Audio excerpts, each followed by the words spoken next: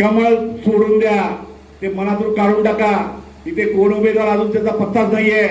पण आपला हात लक्षात ठेवा आणि हाताला आपण निशाणी मारून आपण आपल्या लाडक्या भाऊ ज्योतिताईला आपण सभागृहात पाठवा ही विनंती करून त्यांना एक विनंती. सतीश कटके सगळ्यांना चाकापूर वरती या रे या वरती या. आनंद भोसले डॉक्टर ज्योती गायकवाड यांना त्यांनी आपले मार्गदर्शन करावं आणि जोरदार त्याने त्यांचं स्वागत करावं. धन्यवाद पवार साहेब. आता मी ज्योतिताई आगे बढ़ो, ज्योतिताई आगे बढ़ो. जो अपनी अनिल देसाई साहब के लिए खड़ी रही थी पहले टाइम, और उस टाइम हम महाविकास आघाड़ी करके एक साथ आए थे. बाबूराव माने साहब थे, विठल पवार साहब थे, सब शिवसेना के लोग थे और उसके सामने में कांग्रेस की लड़की वहाँ खड़ी थी. लेकिन उन्होंने उस टाइम भी मुझे बहुत प्यार दिया और बहुत सम्मान दिया और हम सब लोगों ने मिलके शिवसेना उद्धव बाळासाहेब ठाकरे और कांग्रेस और अदर पार्टीज ने मिलके उनको बहुत अच्छे मत से विजयी किया. इसलिए उनका पहला मैं शुक्रिया अदा करना चाहूँगी. और दूसरी बात, अभी जो इलेक्शन चल रहा है उसमें आपको पता है कि ये इलेक्शन ज्योति गायकवाड़ का नहीं है, तो ये आपका है. आपके सामने अदानी खड़ा है, आपका घर, मकान, दुकान, धर्मस्थल सब लेने की वो कोशिश कर रहा है. क्यों कर रहा है वो भी आपको पता है, क्योंकि अपना धारावी जो बीकेसी के पास है उसको बीकेसी 2 बनाना है. यहाँ बड़े बड़े मॉल खड़े करने हैं, बड़े बड़े घर बनाने हैं, बहुत सारा पैसा कमाना है. लेकिन हमको उसको अपनी जमीन अपने हाथ में नहीं दी, क्योंकि हमने खून पसीने से बहुत मेहनत करके घर बनाए. सब लोग जो बुजुर्ग है वो बताते हैं कि इतने इतने दलदल में रह के भर डाल के हमने ये घर बनाया, तो उसके हाथ में हम ये घर क्यों दें. और वो सब जगह बोर्ड भी लगा रहा है कि लोगों को मैं पात्र कर रहा हूँ, धारावी लोगों को, पात्र लोगों को घर मिलेंगे. वो आधी बात कह रहे हैं, जबकि पूरी बात आपको पता होनी जरूरी है. दीपक भाव ने बहुत अच्छा बताया, क्योंकि मैं थोड़ा कहना चाहूँ. जो पात्र लोग हैं उनको वो 60 फीट के कोने में घर देने वाले हैं. और वो जो जमीन है रेलवे की लीज की जमीन है, लीज की जमीन है, भाड़े पट्टे की जमीन. वहाँ जो घर बने हैं वो 100% अपने पूरे मालकी के कभी भी नहीं बन सकते. यानी पात्र होके आपका घर कभी भी 100% आपके मालकी का नहीं होगा. और वहाँ कोने में आपको खदेड़ा जाएगा, जहाँ 40-40 मंजिल की बिल्डिंग बनाई जाएगी. यहाँ का मेंटेनेंस नहीं परवड़ेगा, वहाँ नीचे आना बहुत मुश्किल हो जाएगा. तो ऐसे हमको पात्र होने पे करने वाले हैं. और अभी एक नया जीआर निकला है, आपको पता होगा. 4 राजू भाई सब जगह जीआर दिखा रहा है. 4 अक्टूबर 2024 अभी जो अपना डीआरपी का काम है वो कब से चालू है? 2-2.5 साल पहले. लेकिन जीआर कब निकला है? अभी. तो वो कुछ बातें छिपाना चाहते हैं, इसलिए जीआर अभी लिखा है. उस जीआर में क्या लिखा है कि जो अपात्र लोग होंगे उनको घर दिया जाएगा. लेकिन कहाँ? मुलुंड, कांजूर, भांडू, पडाला, देवनार, मड, मालवण, जिसका हमने नाम भी नहीं कभी सुना ऐसी जगह पे. और वो जमीन कैसी होगी? तो मीठागर की होगी, नमक पानी की होगी, दलदल की होगी. तो उसमें हमेशा जो बारिश का पानी होता है वो रहता है. और पर्यावरण तज्ञ ने कहा है कि वो जमीन खोनी नहीं चाहिए, देनी नहीं चाहिए. फिर भी ये जमीन दे रहे हैं. जो नॉन डेवलपिंग जोन है वो भी दे रहे हैं. और दूसरी जमीन दे रहे हैं कौन सी? Dumping ground. यानी पूरा जो बंबई का कचरा जहाँ डंप किया जाता है ऐसी जगह दे रहे हैं. देवनार, मुलुंड, वो डंपिंग ग्राउंड. अभी आपको पता होगा कि डंपिंग ग्राउंड जब कचरा रहता है, हमारे घर में एक दिन कचरा रहे तो क्या होता है? उसमें बास आती है कि नहीं? तो ये पूरा बंबई का कचरा रहेगा तो उसमें कितनी बात आएगी, कितने गैसेस बनेंगे. और जो गैसेस बनेंगे वो पॉइजनस होंगे. अभी मैं डॉक्टर हूँ, मुझे पता है कि वहाँ क्या हो सकता है. तो वहाँ के आजू बाजू का सर्वे किया गया, उसके बाजू में, बहुत सारे बाजू में सर्वे किया गया. तो ऐसे पता चला कि वहाँ सांस की बीमारियाँ ज्यादा दिखती है, रेस्पिरेटरी ट्रैक की बीमारियाँ ज्यादा दिखती है. तो किसमें होती है? बच्चों में होती है, बूढ़े में होती है.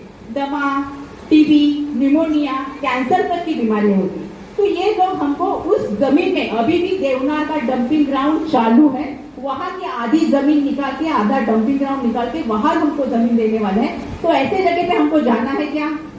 जाना है क्या? नहीं. क्यों नहीं जाना मैं बता दूं, क्योंकि ये धारावी का जो प्रोजेक्ट है वो इन सेतु प्रोजेक्ट है. इन सेतु प्रोजेक्ट यानी क्या होता है? जहाँ वो प्रोजेक्ट है वहाँ ही डेवलप करना जरूरी है. लेकिन ये लोगों ने बहुत सारे राजकारण, अभी आपको पता ही है शिंदे सरकार कैसे बनाया है, एनडीए सरकार कैसे बनाया है, किसके लिए? उद्धव बाळासाहेब ठाकरे जी को गद्दारी बोलते, उनको उनसे गद्दारी की और भाग गए सूरत और गुवाहाटी और सरकार बनाएंगे। इसलिए अदानी को ये सब बंबई बेचने के लिए, ये पूरा भारत बेचने के लिए इन्होंने किया है। इस वजह से उन्होंने कहा है कि हमको यही चांस है, यही मौका है कि अपना बदला लेना है, उनको उनकी जगह दिखानी है कि हमारे साथ गद्दारी करेंगे तो गद्दाराना माफी नहीं, तो हमको उनको माफी नहीं देंगे, उनको दिखा देना है। और ये जो जमीन दी है वो भी आपको मैं बता दूंगी एकदम मामूली रकम में। कभी भी हम देखेंगे तो रेडी रेगनर का एक रेट होता है गवर्नमेंट का, वो देना पड़ता है। वो रेट नहीं दिया तो नई जगह जमीन मिलेगी, नई घर मिलेगा। लेकिन यहाँ जो रेडी रेगनर का रेट है वो क्या पता, अभी शिंदे सरकार बहुत मेहरबान है, मोदी सरकार बहुत मेहरबान है, उनको उन्होंने जो रेडी रेगनर के रेट के 10% या 25% से भाव लगाए। यानी 1 लाख की जमीन होगी तो 10,000 में और या 25,000। हमको कभी ऐसा दिया है क्या? दिया है नहीं, ये दिया है उनको क्योंकि वो लाड़की मित्र योजना है। तो हम लोगों को, और आज मुझे ये भी पता चला कि एसबीआई ने अदानी का और एक कर्जा माफ कर दिया है। कितने को? 1000 करोड़ का। हमारा कभी कर्जा माफ किया है? किसानों का कर्जा माफ किया है? तो ये क्यों चल रहा है? तो ये सब उनकी नियोजन है, अदानी को सामने लेके आरएसएस बीजेपी का एजेंडा वो कर रहे हैं। तो ये इलेक्शन जो है हमारे सामने क्या है? अदानी है। अभी उन्होंने वो नंबर भी तय करना है कि अपात्र लोग कितने जाएंगे। तो 7 लाख नंबर आया कहाँ से? अभी सबको पता है, हम भी गली गली में घूम रहे। सर्वे हुआ है क्या? कुछ जगह सर्वे हुआ है, पूरे जगह सर्वे हुआ है क्या? वो बोल रहे हैं 80% सर्वे हुआ है और उसमें से उन्होंने पहले ही नंबर ले चुके हैं कि 7 लाख लोग अपात्र हो। अभी देखा जाएगा तो एक घर में 4 या 6 लोग होते हैं, तो 1 या 1.5 लाख परिवार क्या हो जाएंगे? अपात्र हो जाएंगे। और इसका पूरा अधिकार किसको रहेगा? DRPPL को, यानी इस कंपनी को रहेगा। क्यों? क्योंकि उसमें 80% शेयर किसके हैं? अदानी के, और 20% शेयर गवर्नमेंट। ऐसे कभी नहीं होता। और वो कुछ भी कार्रवाई करेंगे तो हम किसी कानून के पास नहीं जा सकते, ये भी उन्होंने लिखा है, ये सब लिखा है। और फिर भी बोल रहे हैं कि कांग्रेस सरकार या महाविकास आघाड़ी हमारी तरफ गलत फैला रहे। अभी उसमें लिखा है तो मैं या क्या दूसरा कोई बोल सकता है क्या? कुछ बदल सकता है क्या? जो लिखा है वो लिखा है। तो इसलिए हमको सब वो GR समझना चाहिए और हमारे लिए कितना षड्यंत्र रखा है वो समझ लेना चाहिए। अभी अदानी जो हमारे अपोज में आएगा, मैं बोलती नहीं कि वो शिंदे का कोई होगा या कोई दूसरा होगा, वो होगा अदानी का आदमी।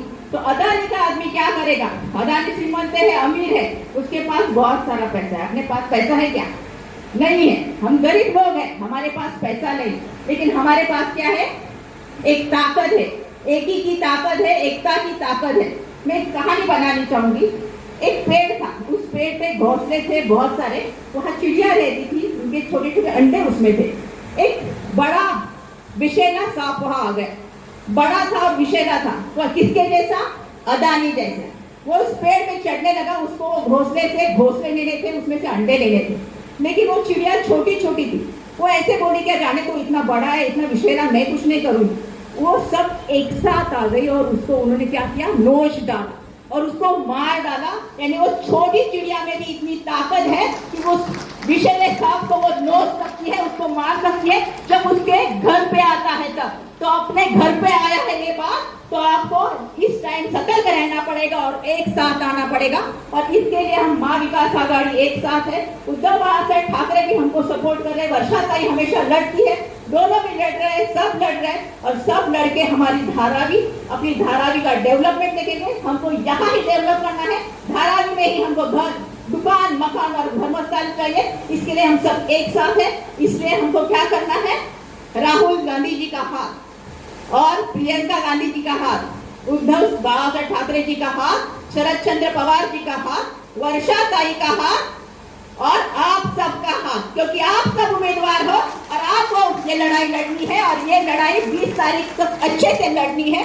हमको गाफिल नहीं रहना है। जैसे भाई ने कहा, विक्रम पवार साहब ने कहा कि हमको गाफिल नहीं रहना है, क्योंकि वो बहुत सारे यंत्र मंत्र तंत्र यूज करेंगे, जो कुछ कर सकते वो करेंगे, लेकिन हमको एक साथ रहना है। बहुत सारे लोगों को खड़ा करेंगे, आपके मत के लिए 10-10 हजार रुपए देंगे, लेकिन अपने बच्चों का भविष्य बेचना नहीं है। आपने इतने मेहनत से, आपके बाप दादा ने इतने मेहनत से जो घर कमाया है, उसको बेचना ही नहीं।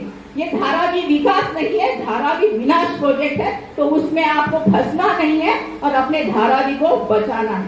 इसलिए मैं एक बार फिर से कहूंगी और आपको पता ही है, जब लास्ट टाइम वर्षाताई खड़ी थी तब उद्धव बाळासाहेब ठाकरे जी ने मीटिंग अपने प्रेस कॉन्फ्रेंस में कहा था कि आप मेरी बहन और मैं फर्स्ट टाइम कांग्रेस को वोट कर रहा हूँ। तो वैसे मैं भी कहूंगी, क्योंकि सबको थोड़ा जड़ जाना है, पर लेकिन हमको महाविकास आघाड़ी को जिताना है, अपना राज लाना है। तभी ये जिया जो निकला है वो कैंसिल हो सकता है, इसलिए आपको वोट करना है। मैं यही कहूंगी। धन्यवाद। जय हिंद, जय महाराष्ट्र, जय भीम। धन्यवाद। आमचे जिंदाबाद टाळ्याने स्वागत करावं। ये है महाविकास आघाड़ी की एकता। महाविकास आघाड़ीचा, महाविकास आघाड़ीचा, महाविकास आघाड़ीचा हाथ का पंजा जो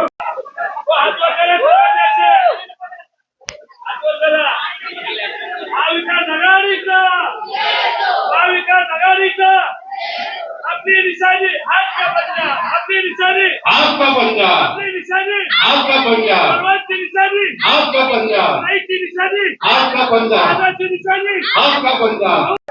क्योंकि धारावी मेरा परिवार है और गायकवाड़ साहब का, वर्षाताई का और हमारा जो रिश्ता है इनसे वो परिवार जैसे है। इसलिए उनको जो दर्द होगा वो हमको महसूस होगा और उनको ये अदानी जो है वो यहाँ से बाहर निकलने का, यहाँ से खदेड़ने का काम कर रहा है। और इसलिए हमको ये लड़ाई जीतनी बहुत जरूरी है, क्योंकि उनको उनके खुद के जो मकान है, दुकान है, वहाँ धर्मस्थल है, तो यहाँ इन सेतु प्रोजेक्ट होके भी उनको बाहर उन्होंने जगह ले ली है। उसके लिए जीआर भी बनाया है, जो लास्ट में आपने देखा होगा, बाहर लास्ट में जमीन भी ली है, 30 सितंबर को ली है, 10 अक्टूबर के लिए, 14 अक्टूबर को इतनी जमीन लेके वो हमारे लोगों को बाहर भेजना चाहते हैं। इसलिए उनकी लड़ाई लड़ने के लिए, उनके अस्तित्व का जो प्रश्न है उसके लिए मैं यहाँ खड़ी हूँ।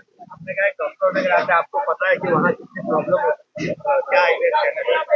देवनार का जो डंपिंग ग्राउंड है वहाँ पूरा बम्बई का कचरा आता है, मुलुंड का डंपिंग ग्राउंड है वहाँ सब कचरा आता है, और जब कचरा हम रखते हैं तो उसमें से पॉइजनस गैस तैयार होती है। और वो जो पॉइजनस गैस होते हैं वो बहुत डेंजरस होते हैं बच्चों के लिए और बड़ों के लिए। जिससे रेस्पिरेटरी सिस्टम जो कहते हैं, सांस की जो बीमारियां होती है वो ज्यादा होती है। और वो हम लोग यहाँ क्यों जाए फिर, जबकि वहाँ टीबी, निमोनिया, अस्थमा और कैंसर जैसी भी भयानक बीमारियां हो सकती है। तो ऐसी जगह में हम लोगों को क्यों भेजा जा रहा है, और ऐसे जो नॉन डेवलपिंग जोन है उसमें भी वो डेवलप कर रहे हैं, तो ये बहुत बुरी चीज है।